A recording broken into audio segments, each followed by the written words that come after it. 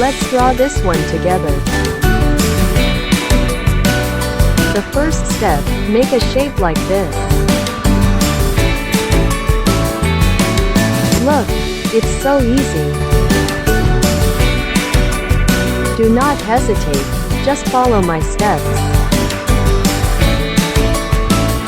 We just have to connect these lines and curves. Isn't it very easy?